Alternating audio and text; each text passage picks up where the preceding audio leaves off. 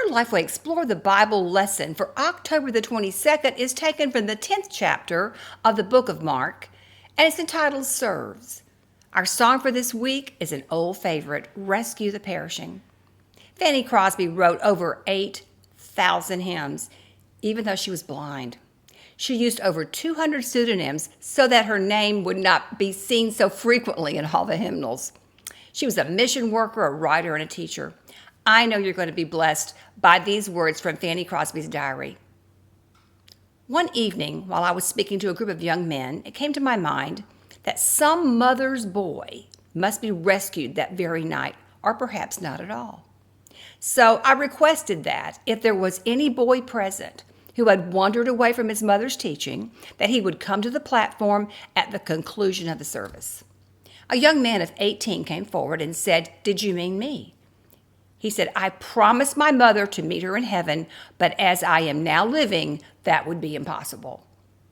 A young man of 18 years old. She said, "We prayed for him. He finally rose with a new light in his eyes, and he exclaimed triumphantly, 'Now I can meet my mother in heaven, for I found her God.'" So Fanny continues, a few days before, Mr. Doane, who wrote the music to the song, the tune, had sent her the subject, Rescue the Perishing. And while I sat there that evening, the line kept coming to me. Fanny said, "Rescue the perishing, care for the dying." I could think of nothing else all night. So when I arrived at my home, I went to work on it at once. And before I retired, the entire hymn was ready for the melody. She did it in one night. The next day, my words were written, and I forwarded them to Mr. Doane, and he wrote the beautiful and touching music as it now stands. In November 1903, I went to Lynn, Massachusetts to speak before the Young Men's Christian Association. I told them the incident that led me to write Rescue the Perishing, as I have just related it. After the meeting, a large number of men shook hands with me, and among them was a man that was so deeply moved. You may imagine my surprise when he said, "Miss Crosby, I was the boy who told you more than 35 years ago that I had wandered from my mother's God.